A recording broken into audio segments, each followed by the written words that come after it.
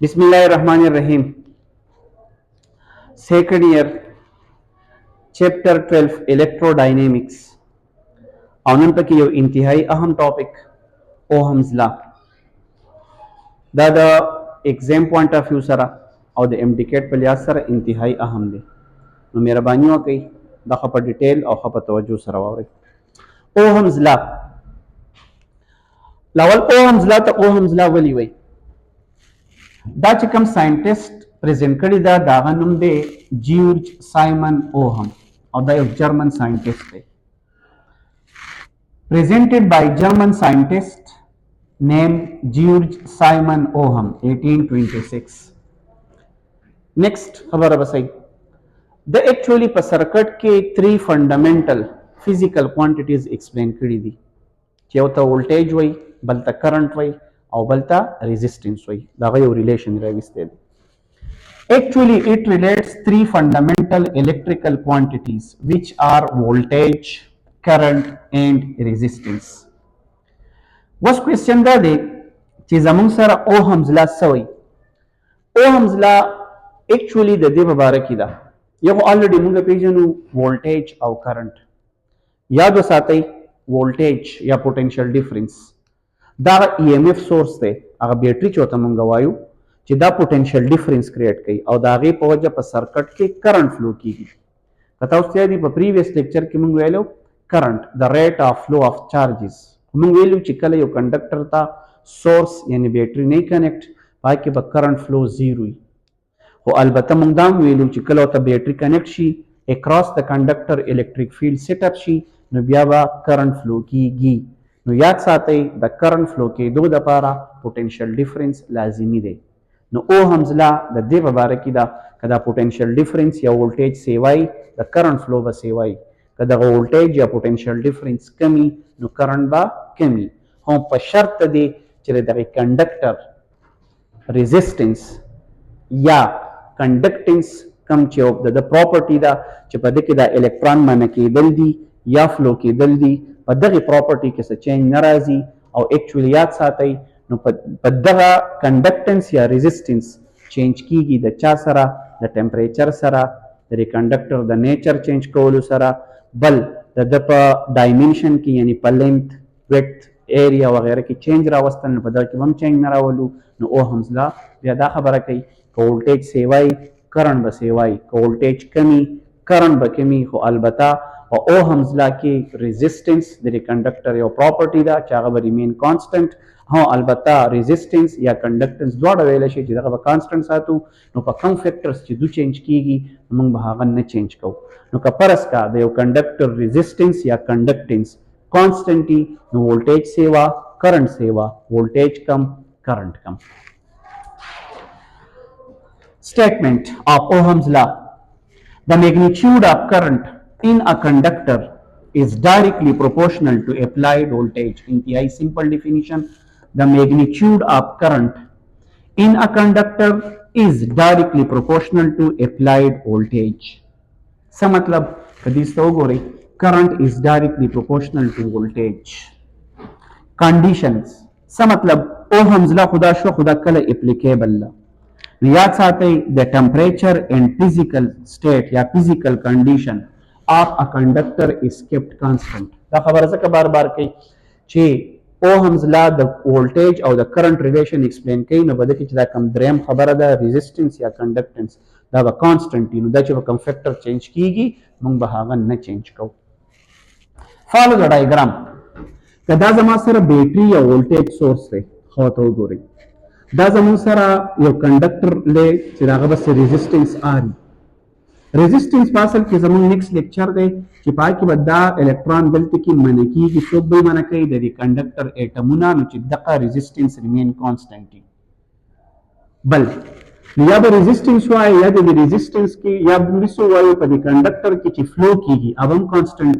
نو مطلب چې دا فکس یا اوبم فکس څه مطلب چې د یو کنډکټر یو خاص ریزिस्टेंस دی یو خاص کنډکټنس پي چې یو کانسټنټ دی دا ولوم په طریقه باندې کانسټنټ دی نو کدا زما سره وولټیج سورس دی وی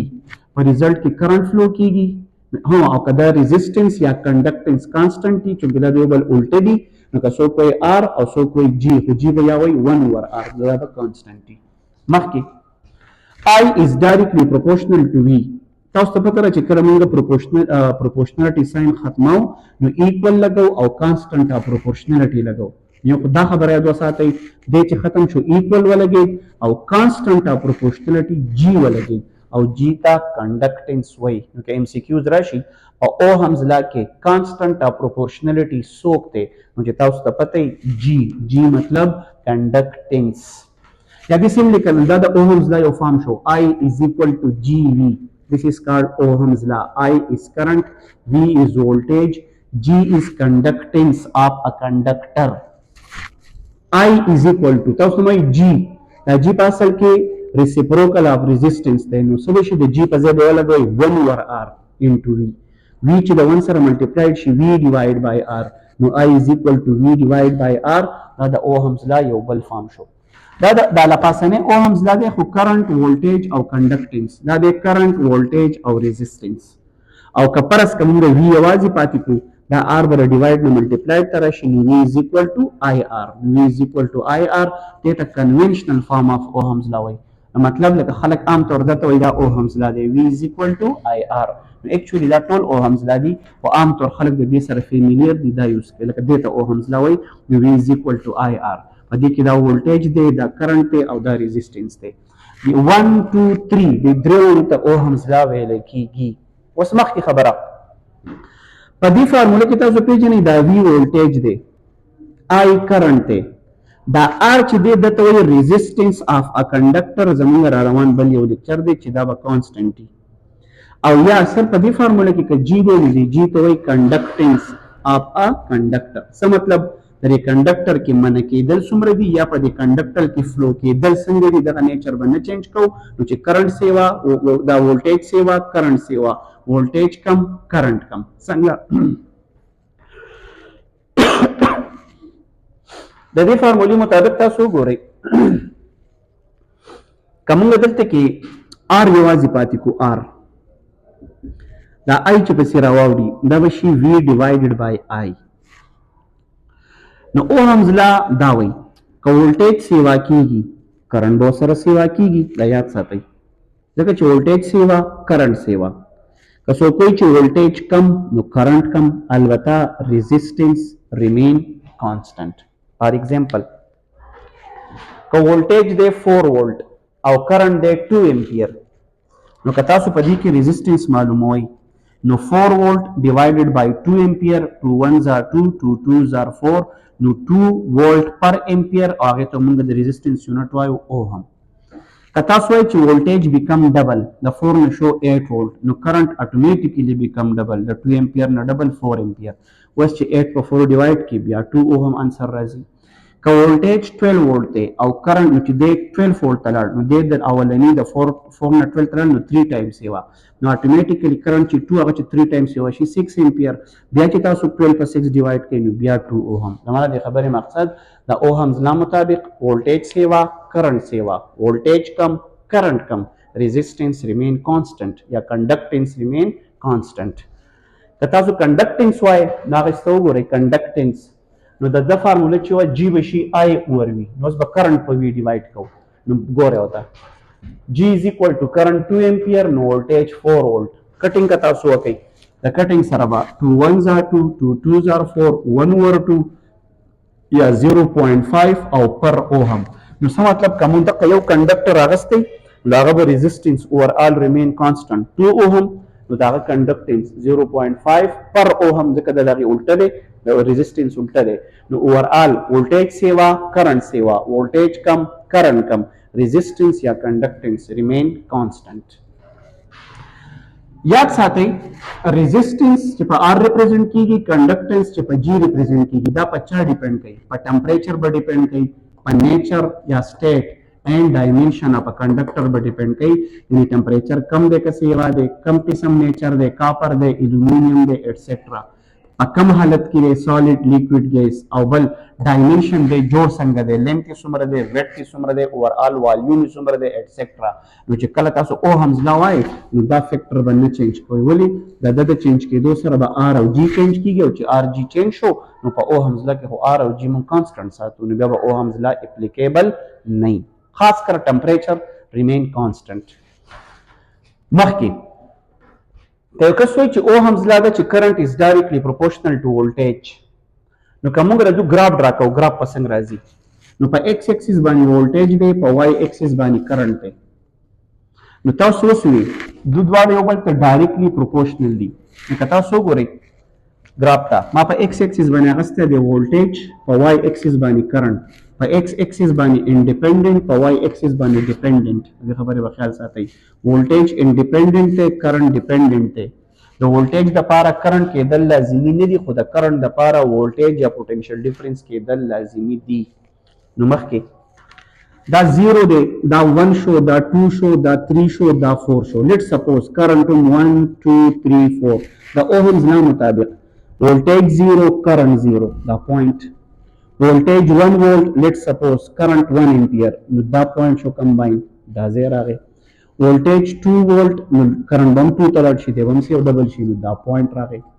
دی لاړ 3 ته نو هغه بم 3 ته لاړ شي نو کمباین پوینټ به دا راشي او دا 4 جو هغه سره هم 4 نو دا به راشي او که موږ دا پوینټونه میلاو کړو نو زموږ سره به دا ګراف سټریټ لاین راځي. نو یاد به ساتو په اوهمز لا کې چې موږ د وولټیج او د کرنٹ په منځ کې ګراف ډرا کړو د اوریجن نه به سټارټ شي او سټریټ لاین به ځي. دا تاسو ته پته فار اوهمز لا the graph between voltage and current will be straight line.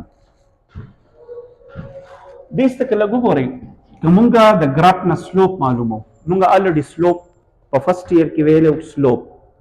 سلوپ ته بل نوم وایي ګریډینټ دا برابر ټینجنټ تیټا. ټینجنټ ولې some people have curly black hair through proper brushing. No tangent theta perpendicular divided by base. No, it means that slope ځکه به دې کې موږ perpendicular یا دا y والا رالو په x والا ډیوایډ کوو نو slope gradient tangent theta برابر perpendicular divided by base. نو که تاسو دې ګراف ته وګورئ دا وولټیج دی دا کرنٹ دی دې پورې که دا زره دې سره میلاو کم نو دا به وولټیج شي دا به کرنٹ شي. نو که دا یو ټراینګل دی نو په دې کې تیټا ته مخامخ دا پرپینډیکولر دی د تیټا سره دا بیس شو نو دا به راوالی او په ده باندې به یې ډیوایډ کړئ. نو سلوپ ګریډینټ ټینجنټ تیټا پرپینډیکولر اوور بیس نو کرنٹ ډیوایډډ بای وولټیج. خو یاد وساتئ سلوپ دا سلوپ راغی دغه چړایي ده سلوپ مین چړایي یو خو دا یونیفارم چړایي دی یو شانتې دی دا خو دا سلوپ څوک په یاد ساتئ په اوهمز لا کې سلوپ به یي کنډکټنس د ایم سی کیو یاد ساتئ یا ون اوور ریزسټنس. نو بیا یاد وساتئ په اوهمز لا کې به سلوپ څوک وي کنډکټنس یا ون اوور ریزسټنس چې دا تاسو ته پته نو آی اوور وی از ایکوال ټو جی یا ون اوور آر. که تاسو ته غزړې فارمولې بیا کوئ نو که تاسو دا یوازې پاتې کوئ آی بیا ملټیپلایډ ته راشي نو آی از ایکوال ټو جی وي یا که ون اوور آر لګولی او کراس ملټیپلایډ کوئ نو وی از ایکوال ټو آی آر او ریزلټ په یاد ساتئ سلوپ ریمین کانسټنټ. اوس یو خبره په ذهن کې کېږي زموږ سره هغه میټیریلز چې هغه اوهم لا فالو کوي څه مطلب چې پای کې وولټیج سیوا کېږي کرنٹ سیوا کېږي اوور آل یعنی هغه ټول میټیریلز چې هغه اوهمز لا فالو کوي نو هغې ته وایي اوهمیک میټیریل. نو یاد وساتئ اوهمیک میټیریلز which obey یا which obey Ohm's law is called ohmic materials. کما خبره فالو کوي current is directly proportional to voltage.